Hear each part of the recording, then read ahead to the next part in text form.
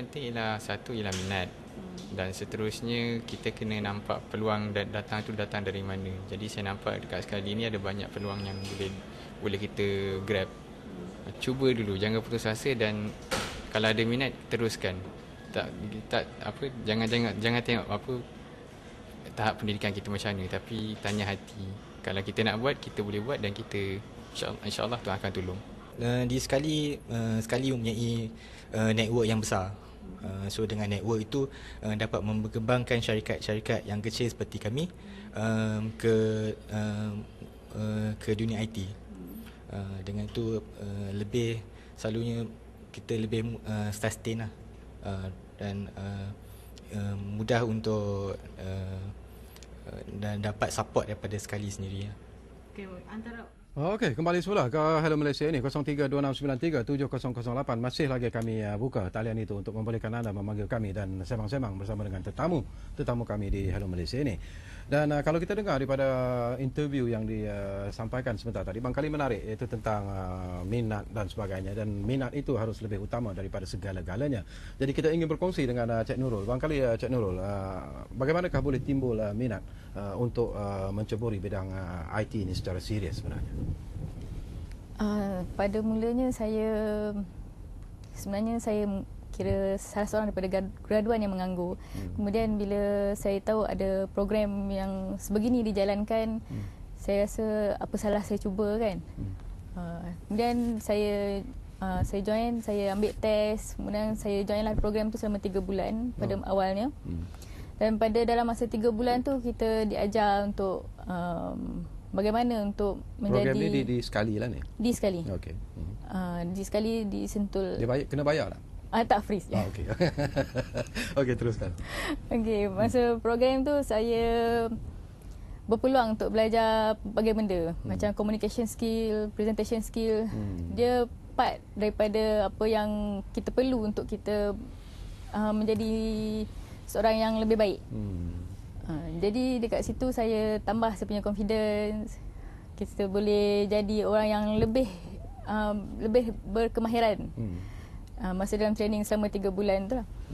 Kemudian saya diambil bekerja di bawah sekali juga, sekali buat services. Dalam pada tu saya masih lagi di train. Walaupun kita bekerja tapi kita tetap di train dalam pelbagai bidang. Jadi daripada tu saya rasa macam saya boleh keluar daripada tu. Jadi saya cuba. Sebab sebelum ni saya memang kurang keyakinan untuk pergi interview pun. Saya takut sebenarnya sebelum ni. Okey, tapi bila lepas daripada training tu 3 bulan, lepas tu kerja lagi kan. Daripada tu alhamdulillah saya pergi interview. Alhamdulillah saya terus dapat lah. Jadi kerja yang saya dapat sekarang ni. Okey. Cuma masih menggigil sedikit lah bila berhadapan dengan kamera dan itu perkara biasa sebenarnya. Saya bergurau je. Okey, bila kita bercakap tentang IT ni Cik Ami, selalunya kita membayangkan komputer, kita membayangkan internet, dan bagi kita itu barangkali yang dimaksudkan dengan IT. Tetapi sebenarnya dalam usaha untuk melahirkan seorang modal insan yang betul-betul berpersonality IT lah. Jadi kalau kita nak panggil complete macam Cik Nurul katakan tadi, walaupun dia graduate tapi bila berhadapan nak bercakap, communication dan sebagainya menghadapi masalah. Jadi barangkali nak melahirkan seorang insan, modal insan yang betul-betul berpersonality IT itu, apakah yang dimaksudkan sebenarnya? I think saya rasa ini bukanlah kan sebelum ni graduan menganggur kan. Kalau kita lihatlah kan kalau kita tengok dari segi sertifikat tu, sijil tu sendiri, Cik A dengan Cik B sama je. Ni pun dapat GP whatever kan, A kan, ni pun dapat A, sama je, sijil yang sama. Tetapi kenapa bila A pergi 10 interview, satu pun tak dapat. Yang ni pergi 5 interview, 5 offer. Kenapa? So maknanya ada gap, ada satu jurang yang menyebabkan Encik A dengan Encik B ni lain ni. Tapi sungguh makan yang sama, pergi belajar tempat sama, mungkin tidur tempat sama juga kan, universiti yang sama, tetapi result dia lain. Result sijil sama kan. Jadi bila kita analyse balik, kenapa benda terjadi? Kenapa terjadinya jurang begini? Kenapa terjadinya graduan menganggur begini? Dan kita dapati sebenarnya terletak kepada karakter itu sendiri. Okey. Dengan itulah program-program yang kita buat di sekali, kita ni macam kata kita bukanlah training, tetapi because kita nak mengumpulkan lebih ramai lagi usahawan ataupun dan juga modal insan ini, kita tengok character building itulah yang mustahak kan. So sebab itu dalam 3 bulan tu kita buat program spike program tu kan di sekali tu dia ada desk is a classroom lah. Lepas tu kita go on apprenticeship punya program selama 1 tahun yang mana kita hands on lah. So dalam kita punya program ni kita ada 5 pillar lah kita panggil kan 5 pillar. Yang ini bukan saja technical. So technical satu maknanya kita ajar cara technical, technical yang sepatutnya sama ada you ada project management ke, you buat programming ke, solution ke kita buat kan. Yang keduanya kita tengok dari segi management pula. Maknanya kita ajar cara what are the management skill lah, macam nak you manage orang, manage time, manage segala-galanya. Yang ketiganya kita tengok dari segi dia punya personal development. Personal development ni macam Cik Nurul kata tadi lah, communication skill, marketing skill. So and dari sini kita tengok banyak perubahan yang berlaku. Yang mana kalau kita tengok tadi pun some of them pun dulu sebelum ni nak bercakap pun susah kan. Tapi insyaAllah alhamdulillah after even 6 months ada yang setahun kan mereka dah boleh berdepan. Kita bagi dia peluang. Memang ada kesilapan ni memang ada, menggetar tu ada mula-mula kan, tetapi kalau kita tak bagi peluang dia tak akan ada peluang langsung kan. So itu yang keempat, itu yang ketiga. Yang keempatnya kita look into the CSR program. Maknanya kita tengok supaya kita memupukkan kesedaran diri itu sendiri. Maknanya selain daripada kita belajar, buat duit, semua buat activities, kita mesti ada kesedaran macam mana kita nak bagi balik kepada society. Dan yang kelima ialah dari segi religious itself.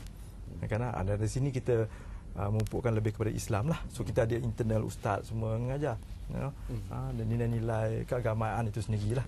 So macam CSR tu contohnya di Sentul, di office kita tu, kita even buat tuition untuk di keliling kat Sentul tu contohnya ada ramai yang keluarga-keluarga yang kurang bernasib baik yang tak mampu nak pergi tuition ni kan. Jadi kita punya staff-staff kita sendirilah yang program-program tu dia akan mengajar. Dan program ni terbuka kepada pelajar-pelajar semua bangsa, bukan Melayu saja. Bukan saja, semua bangsa. Dan satu juga yang ingin saya kongsi bersama dengan Saiful berlandaskan daripada pengalaman daripada program-program, daripada kelas-kelas yang dianjurkan. Barangkali apakah kelemahan yang paling ketara bila kita bercakap tentang anak-anak muda ataupun pelajar-pelajar muda yang baru graduate, yang bumi putera, yang Melayu khususnya jika dibandingkan dengan bangsa-bangsa lain di Malaysia ni? Masalah utama dia ialah dari segi karakter lah. Confidence level. Maknanya mereka tak ada keyakinan diri kan. Dan juga setengahnya dia tak ada hala tuju lah atau arah kan. Itulah yang kami rasa sebenarnya masalah utama lah kan.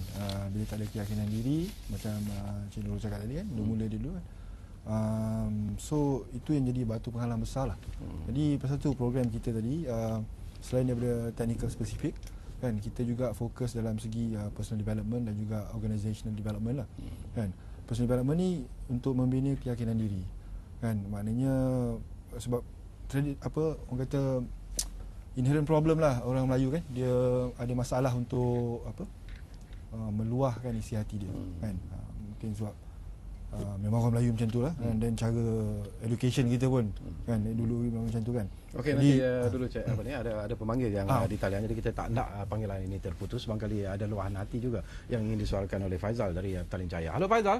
Halo, Assalamualaikum. Waalaikumsalam Faizal. Assalamualaikum kepada semua para panel. Ya. Okey. Jadi saya sebenarnya begitu berbesar hatilah dengan bidang IT dan merupakan terlibat dalam satu syarikat kontraktor IT, dan saya sebenarnya walaupun saya tak terlibat